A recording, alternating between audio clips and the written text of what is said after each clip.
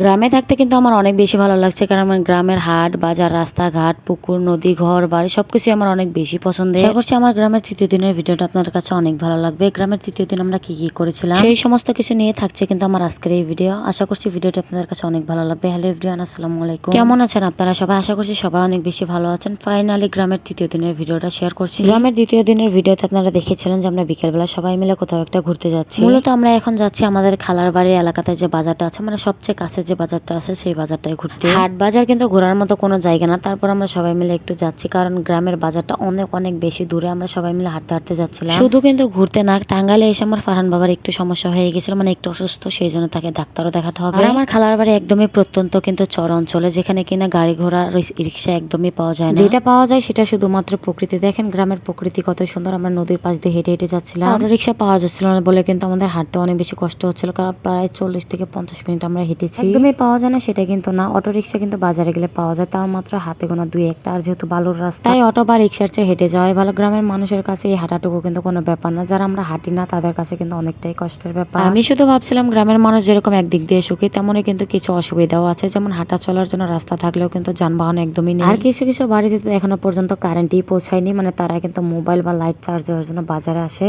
আর বাজারে মোবাইল বা light charge দেওয়ার জন্য কিন্তু আলাদা করে টাকা দিতে হয়। আর এই সমস্ত দিক দিয়ে কিন্তু শহরের মানুষ অনেক বেশি পরিমাণে ভাগ্যবান। আর দেখতে দেখতে কিন্তু আমরা তারপর বাজারে চলে এসেছি। বাজার আসার সাথে সাথে আগে ফার্মেসির দোকানে এসেছি। আগে ফারহান বাবার জন্য ওষুধপত্র নিতে হবে, তারপরে ঘোরাঘুরি যা করার করবো। এখানে ফারহান বাবা একটু কান্নাকাটি করছিল। আর একটা অদ্ভুত জিনিস কি জানেন, এই বাজারটা কিন্তু তেমন একটা বড় না, তারপর কয়েক গ্রামের লোক এই বাজারে আসে। পুরো বাজারটার মধ্যে কিন্তু ফার্মেসির দোকানও আমি একটাই দেখেছি। গ্রামের একদম টাটকা টাটকা শাক সবজি মাছ এই সমস্ত কিছু কিন্তু এই বাজারে বিক্রি হচ্ছে। আর এই পুরো বাজারের মধ্যে বেশিরভাগ দোকানে কিন্তু চায়ের দোকান, যেখানে কিনা টিভি আছে, সবাই বসে বসে চা খাচ্ছে। চায়ের সাথে তারা টিভি দেখে নিজেদের সময়টা কাটাচ্ছে। পুরো বাজারের মধ্যে আমি মেয়ে মানুষও একটা দেখিনি, শুধুমাত্র আমরাই ছিলাম। আর এই কথাটা আমি আমার ভাইকে জিজ্ঞেস করার পর আমার ভাই বলে এদিকে নাকি গ্রামের মেয়ে বউরা বাজারে আসে না। এই সময় আমার ভীষণ চা খেতে ইচ্ছে করছিল, কিন্তু আমার ভাইয়ের মুখ থেকে এই কথাটা শুনে চা খাওয়ার ইচ্ছেটা নেই। আর পুরো বাজার খুঁজে কিন্তু আমরা মাত্র একটাই ভ্যান পেয়েছিলাম, কিন্তু ভ্যানের ড্রাইভার ছিল না। আমাদেরকে ভ্যানের মধ্যে বসিয়ে রেখে আমার ভাই গিয়েছিল ভ্যানালাকে খুঁজতে। একবার শুধু চিন্তা করে দেখেন, গ্রামের বাজারে এত এত লোক থাকে কিন্তু ভ্যান রিক্সা একটা কি দুইটা এর বেশি দেখা যায় না। গ্রামে আসার পর থেকে কিন্তু আমার ঘোড়ার গাড়ি অনেক বেশি পরিমাণে চোখে পড়ছে। এদিকে মাল টানাটানের জন্য কিন্তু এই ঘোড়ার গাড়িগুলো ব্যবহার করে থাকে। কোনো ভারী মালামাল যদি এক জায়গা থেকে আরেক জায়গায় নিয়ে যেতে চায়, তাহলে কিন্তু এই এলাকার লোকজন ঘোড়ার গাড়ি ব্যবহার করে থাকে। আমার কাছে মনে হয়েছে গ্রামে অটো ভ্যান এই সমস্ত হচ্ছে, কিন্তু ঘোড়ার গাড়ির সংখ্যা অনেক বেশি। কথা বলতে বলতে কিন্তু সামনে আরেকটা ঘোড়ার গাড়ি চলে এসেছে, আর এই ঘোড়ার গাড়ি ভর্তি ছিল ধান। কথা বলতে বলতে কিছুক্ষণের মধ্যেই তো আমরা বাড়িতে চলে এসেছি। বাড়িতে আস্তে আস্তে একদমই সন্ধ্যা হয়ে গেছে। আর সন্ধ্যার সময় বাড়িতে এসে দেখি রাতে রান্না বান্নার আয়োজন চলছে, এদিকে সবাই কাটাকুটি করছিল। আমার ছোট্ট এই ভিডিওটি ছিল এই পর্যন্ত। ভিডিওটি আপনাদের কাছে কেমন লাগছে সেটা কিন্তু অবশ্যই কমেন্ট করে জানাবেন। নেক্সট টাইম কিন্তু টাঙ্গাইলের আরেকটা ভিডিও নিয়ে হাজির হয়ে যাবো। সে পর্যন্ত সবাই ভালো থাকেন, সুস্থ থাকেন। দেখা হচ্ছে পরবর্তী ভিডিওতে। সবাইকে আল্লাহ হাফেজ, আসসালামু আলাইকুম।